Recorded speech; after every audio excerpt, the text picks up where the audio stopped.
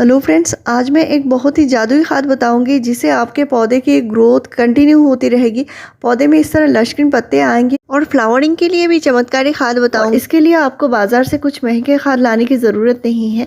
आपके बहुत सारे पैसे भी बच जाएंगे। आप घर में इस तरह खाद बना सकते हैं और प्लांट को दे सकते हैं। पौधे को अच्छे से अच्छा नाइट्रोजन खाद दे पाएंगे और ये बहुत ज़्यादा ठंडी खाद होगी। गर्मी के टाइम जो हम पौधे में नाइट्रोजन खाद बहुत ज़्यादा नहीं दे सकते क्योंकि ये गर्म खाद होती है, तो इसको हम ठंडा करके देंगे और पौधे को ये कभी भी नुकसान नहीं करेगी। तो इससे क्या होगा, पौधे में आप नाइट्रोजन खाद दे सकते हैं और पौधे की ग्रोथ कंटिन्यू होगी। गुड़हल में जो नई ग्रोथ आती है उनमें ही फ्लावरिंग होती है। तो मैं साथ ही साथ में जो फ्लावरिंग के लिए खाद है वो भी मैं बताऊंगी। आप पौधे में इस तरह सैकड़ों कलियां ले सकते हैं और पौधे जो है बहुत ही ज़्यादा अच्छे से फ्लावरिंग भी करेंगे। और इस तरह कंटिन्यू आप पौधे में फ्लावरिंग लेने के लिए आपको कौन कौन सी ज़रूरी काम करनी है, क्योंकि गुड़हल के पौधे जो होते हैं वो परमानेंट पौधे होते हैं और उनमें कुछ ज़रूरी काम करने होते हैं। तो हमारे यहाँ बीच बीच में बरसात हो रही है और बारिश के टाइम जो बहुत ज़रूरी काम कर सकते हैं वो है पौधे की रिपोर्टिंग कर सकते हैं। पौधे की ट्रिमिंग करके आप पौधे के नए पौधे की कटिंग लगा सकते हैं। कोई भी परमानेंट प्लांट हो आप इसकी रिपोर्टिंग कर सकते हैं। अगर बरसात हो रही है, बहुत ज़्यादा गर्मी नहीं है, तो आप प्लांट की रिपोर्टिंग भी कर सकते हैं। और अगर नया पौधा नर्सरी से लाते हैं तो उसको भी आप रिपोर्ट करके लगा सकते हैं। तो मेरे जितने सारे नए फ्रेंड्स हैं मुझसे जुड़ते हैं तो उनके लिए मैं हमेशा से पॉटिंग मीडिया जो होती है वो मैं बता देती हूँ। 50% अगर गुड़हल के लिए मिट्टी लेते हैं तो कम से कम 30% कंपोस्ट लीजिए और 20% सैंड मिलाइए और इसको प्लांट को लगा दीजिए। पहली बार लगाते टाइम प्लांट में बहुत सारा खाद नहीं देना है और कंपोस्ट जो भी देना है अच्छे से डिकम्पोज हुआ कंपोस्ट हो वो आप दे सकते हैं।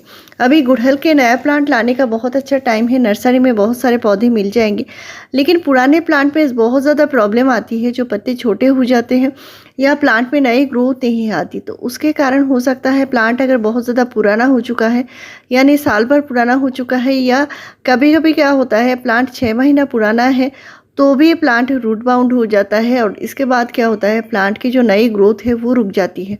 तो इसके लिए प्लांट को रिपोर्टिंग करने की ज़रूरत पड़ती है। और अगर वेदर कंडीशन अच्छी है, बहुत ज़्यादा गर्मी नहीं है, तो आप प्लांट की रिपोर्टिंग कर सकते हैं। इसके लिए आपको मिट्टी फिर से वही जो मैंने मिट्टी की जो रेशियो बताई है वही रखनी है। साथ में आप प्लांट को, यानी आपका प्लांट इस तरह हाइब्रिड गुड़हल है तो उसको आप थोड़े से बड़े साइज़ के पॉट में लगा सकते हैं। अगर प्लांट रूट बाउंड हो चुका है तो प्लांट को रूट बाउंड होने के बाद प्लांट पे आप जो भी खाना डालेंगे वो प्लांट ले नहीं पाएगा। इसके लिए प्लांट को रिपोर्टिंग करने की ज़रूरत पड़ती है। और जितने सारे गुड़हल के प्लांट होते हैं उनमें से जो हाइब्रिड प्लांट होते हैं वो उसकी जो रूट होती है धीरे धीरे रूट बाउंड होती है, लेकिन जो देसी गुड़हल होती है वो बहुत जल्दी रूट बाउंड हो जाती है। तो इसके लिए आपको देसी गुड़हल जो लगानी है कम से कम 12 इंच के पॉट में लगाइए। 10 से 12 इंच के पॉट में लगानी है। लेकिन अगर हाइब्रिड गुड़हल नया पौधा लाए हैं तो इसको 8 इंच के पॉट में लगाइए, उतना ही काफ़ी है। और इसके बाद आप 6 महीने बाद प्लांट की अच्छी अगर ग्रोथ हो जाती है, इसके बाद आप प्लांट को फिर से रिपोर्ट कर सकते हैं। ये रिपोर्टिंग जो होती है इसलिए ज़रूरी होती है क्योंकि प्लांट अगर रूट बाउंड हो जाती है, यानी प्लांट की जड़ें अगर पॉट में भर जाती हैं, तो इसके बाद आप कोई भी न्यूट्रिशन डालेंगे वो पौधा ले नहीं पाएगा। और इसके लिए गुड़हल को रिपोर्टिंग करना कम से कम साल भर में एक बार तो ज़रूर से करनी होती है, तभी जाके प्लांट की जो ग्रोथ होती है वो कंटिन्यू होती रहती है। तो आप देख सकते हैं मेरे जो पौधे हैं वो कंटिन्यू ग्रोथ कर रहे हैं। इस टाइम ग्रोथ का बहुत अच्छा टाइम होता है और अगर एक दो बार बारिश हो जाती है तब तो बहुत ही ज़्यादा अच्छा है। इससे प्लांट की ग्रोथ जो है वो दुगनी हो जाती है। और आज का जो खाद बताऊंगी, ग्रोथ के लिए भी खाद बताऊंगी और प्लांट में फ्लावरिंग लाने के लिए भी खाद बताऊंगी। प्लांट में क्या होता है, अगर कंटिन्यू ग्रोथ होगी तो प्लांट में फ्लावरिंग की कोई कमी नहीं होगी। प्लांट के पत्ते देखकर आप समझ सकते हैं प्लांट कितना ज़्यादा हेल्दी है। तो हेल्दी प्लांट में हमेशा से ही फ्लावरिंग आएंगे और जो हाइब्रिड गुड़हल होते हैं वो कंटिन्यू फ्लावरिंग करते हैं। इसके लिए कोई भी प्रॉब्लम नहीं है। अगर आपके प्लांट में कोई प्रॉब्लम है तो आप मेरे चैनल में जाकर देख सकते हैं। हाइब्रिड हिबिस्कस के ऊपर 400 से ज़्यादा वीडियोज़ आपको मिल जाएंगे। आपका प्लांट में कोई भी प्रॉब्लम है, आपको यहाँ से आपको सारा सल्यूशन मिल जाएगा। तो मेरे प्लांट छोटे हैं इसलिए मैं प्लांट में फ्लावरिंग कम लेती हूँ। प्लांट थोड़ा सा बड़ा हो जाए, इसके बाद आप ज़्यादा से ज़्यादा फ्लावरिंग लीजिए। इससे क्या होगा, प्लांट की जो ग्रोथ है वो कंटिन्यू रहेगी। या छोटा प्लांट है, इसमें ज़्यादा फ्लावरिंग मैं नहीं लेती, इसकी ग्रोथ हो जाए इसके बाद फ्लावरिंग लेनी है। तो आप प्लांट को इस तरह देखभाल कीजिए, आपके प्लांट में कभी भी फ्लावरिंग भी बंद नहीं होगी, प्लांट की ग्रोथ भी कभी नहीं रुकेगी। तो मैं इस प्लांट की रिपोर्टिंग कर रही हूँ, ये साल भर पुराना हो चुका है और इसमें बहुत सारे जड़ें भर चुकी हैं। तो इसको अगर रिपोर्टिंग नहीं करते तो प्लांट में जो पत्ते हैं वो छोटे हो चुके हैं और प्लांट की जो ग्रोथ है वो रुक चुकी है। तो आगे जाके आप कोई भी खाद डालेंगे, प्लांट में इसका असर नहीं दिखेगा।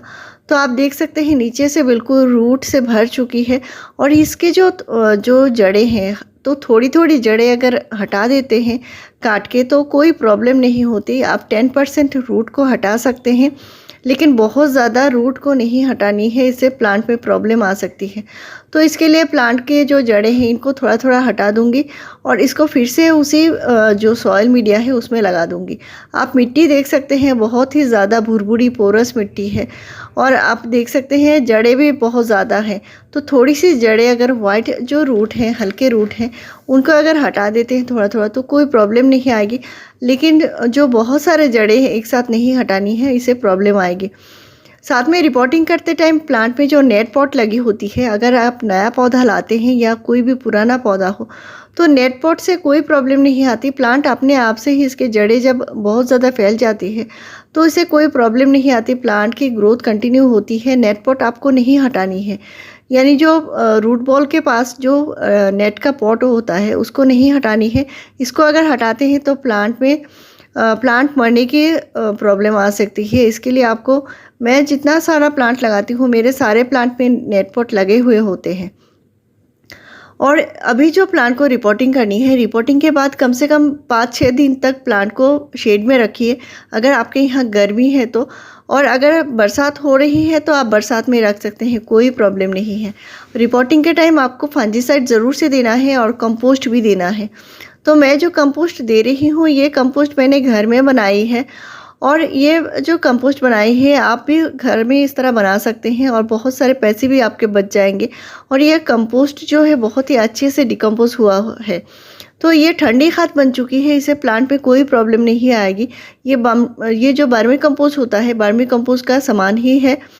और रिपोर्टिंग करने के बाद प्लांट में एकदम से जो नई ग्रोथ है वो नहीं आती। कम से कम 10-15 दिन आपको वेट करना है, इसके बाद प्लांट में खाद देना है। यानी प्लांट में जब नए पत्ते दिखाई देना शुरू हो जाए तभी आपको खाद देनी है, इससे पहले नहीं देनी है, क्योंकि रिपोर्टिंग के बाद प्लांट को नई मिट्टी में सेट होने में थोड़ा सा टाइम लगता है। अभी जो मैं खाद बताऊंगी ये बिल्कुल ठंडी खाद है और आप इसको कंपोस्ट की तरह भी प्लांट में इस्तेमाल कर सकते हैं या तो आप लिक्विड की तरह भी इस्तेमाल कर सकते हैं। बहुत ही बढ़िया है। तो ये नाइट्रोजन का भंडार है और प्लांट की जो लश ग्रीन पत्ते आते हैं, कंटिन्यू ग्रोथ होती है, इसी से आती है। मैं हमेशा से ये जो खाद है घर में बनाकर रख देती हूँ। तो ये जो नाइट्रोजन खाद है आपको कम से कम 15 दिन के गैप में आपके हर एक पौधे में देने होंगे। तो जो लिक्विड खाद मैं बताऊंगी वो आप अपने हर एक पौधे में डाल सकते हैं। कोई भी इंडोर प्लांट हो, आउटडोर प्लांट हो, फ्रूटिंग प्लांट हो, वेजिटेबल प्लांट हो, सभी में आप अच्छा ग्रोथ ले पाएंगे। और इसके लिए मैं इसको जार में बना रही हूँ और मैं कम से कम 2 से 3 महीने के गैप में हमेशा से ये बनाती रहती हूँ, तभी जाके मेरे पौधे में इतना अच्छा ग्रोथ होता है और कंटिन्यू इसका इस्तेमाल भी करती हूँ। ये बिल्कुल ख़राब नहीं होता। तो यहाँ पे मैंने 3 लीटर नॉर्मल पानी लिया है और गोबर खाद जो दिया है ये पुराना गोबर है, 6 महीना पुराना गोबर आप ले सकते हैं, कोई प्रॉब्लम नहीं है। तो मैंने 1 किलो गोबर खाद दिया है और साथ में मैंने दिया है गुड़ मैंने ½ टीस्पून दिया है। गुड़ की कोई मिठास नहीं रहेगी क्योंकि ये अच्छे से फार्मेंट हो जाएगी, डिकम्पोज हो जाएगी। गुड़ देने से ये बहुत जल्दी डिकम्पोज हो जाती है। आपके पास अगर गोबर खाद नहीं है, पुराना गोबर नहीं है, तो आप वर्मी कंपोस्ट इसके जगह ½ किलो वर्मी कंपोस्ट दे सकते हैं। तो वर्मी कंपोस्ट क्या होता है, बहुत अच्छे से पानी के साथ घुल जाती है। इसके लिए आप जो ½ किलो देंगे उतना ही काफ़ी है। वो पानी के साथ बहुत अच्छे से डिकम्पोज हो जाएगी और मिल जाएगी। लेकिन जो गोबर खाद होती है वो अलग हो जाती है। तो इसके लिए मैंने जो गोबर खाद दिया है उसको भिगा कर रखना है। तो इसको भिगाकर कम से कम 7 दिन के लिए रखना है अगर विंटर है। और अगर बहुत ज़्यादा गर्मी है तो 5 दिन में ही रेडी हो जाती है, लेकिन अगर 7 दिन रखते हैं तो इनमें बहुत अच्छी मात्रा में माइक्रोब्स बनेंगे। तो आप देख सकते हैं ये बिल्कुल बनकर रेडी है और ये 7 दिन बाद का नतीजा है। बहुत ही अच्छे कलर आए हैं इसके। और अगर आप गोबर खाद लेते हैं तो इसके जो गोबर के जो कंडे होते हैं या गोबर की जो पुराना गोबर होता है उसको आप निकालना है, यानी उसके अंदर जो गोबर खाद बची है इसको आपको निकाल लेनी है और इसको थोड़ी सी छायादार हल्की सेमी शेड में आपको इसको सुखा लेनी है। इस तरह आप इसको भुरभुरी पाउडर बना सकते हैं और हर एक पौधे में एज ए कंपोस्ट आप यूज़ कर सकते हैं। बहुत ही अच्छी मात्रा में इसमें नाइट्रोजन होता है और इसमें डिकम्पोज किया हुआ है, तो आपको पौधे में कोई भी नुकसान नहीं होगी, पौधे को कोई भी गर्माहट नहीं देगी। आप इस भरी गर्मी में इसका आप भरपूर इस्तेमाल कर पाएंगे। तो सिर्फ 7 दिन का ही टाइम लगना है, इसके बाद आपको बहुत सारी मात्रा में कंपोस्ट मिल जाएगी। आप बड़े से बकेट में बना सकते हैं, आपके पास जितना सारा है उतना ही आप इस्तेमाल कर सकते हैं। लेकिन इसका जो लिक्विड जो तरीका है, लिक्विड कम से कम अगर आप 1 लीटर खाद लेते हैं तो इसको कम से कम 7 से 8 गुना नॉर्मल पानी मिलाकर देना है। ये बहुत ही ज़्यादा पावरफुल है और ये इंस्टेंट काम करती है। लिक्विड तरीके से देंगे प्लांट बहुत जल्दी इसको एब्जॉर्ब कर पाएगा और आप देखेंगे आपके प्लांट के जो पत्ते हैं लाइट ग्रीन कलर के हो रहे हैं, तो वो बहुत जल्दी से इसके कलर जो है डार्क ग्रीन कलर के आएंगे और नया ग्रोथ भी बहुत जल्दी से आएगा। अभी मैं बताऊंगी प्लांट में फ्लावरिंग लेने के लिए जो खाद देनी है। नेक्स्ट खाद जो है ये फ्लावरिंग के लिए है और इससे अच्छा फ्लावरिंग के लिए कोई खाद हो ही नहीं सकती। यहाँ पे मैंने बनाना पील का खाद बनाई है और यहाँ पे मैंने 8 केले के छिलके दिए हैं और 2 लीटर पानी दिया है। इसको डुबा कर रखना है कम से कम 3 दिन के लिए। 3 दिन बाद ये रेडी हो जाती है, किसी छायादार जगह पे ढक कर रखना होता है और इसको छान लेनी है। मैंने इसको छान कर निकाल लिया है, इसका जो पानी है यानी बनाना पील का जो खाद है ये बन चुकी है। 3 दिन बाद ये रेडी हो जाती है। और अगर आपके पास हल्दी पाउडर है तो आप हल्दी पाउडर ज़रूर से दीजिए। इससे प्लांट में कोई भी कीड़े मकोड़े फंगस लगे हैं तो ये बिल्कुल चले जाएंगे और प्लांट में जो कलियां गिरने की प्रॉब्लम है वो नहीं आएगी। आप 1 लीटर खाद लेते हैं तो इसमें आप कम से कम ½ टीस्पून हल्दी पाउडर मिलाइए और इसको जो डाइल्यूट करनी है, अगर आप 1 लीटर खाद लेते हैं तो कम से कम 3 लीटर नॉर्मल पानी मिलाकर पौधे में डाल सकते हैं, लेकिन सूखी मिट्टी में देना है और छलनी से छान के देना है। केले के छिलके को डायरेक्ट कभी भी पॉट में नहीं देना है। तो ऐसे ही इन्फॉर्मेटिव वीडियोस के लिए मेरे चैनल को ज़रूर सब्सक्राइब कीजिए, लाइक शेयर और कमेंट कीजिए। वीडियो पूरा देखने के लिए थैंक यू।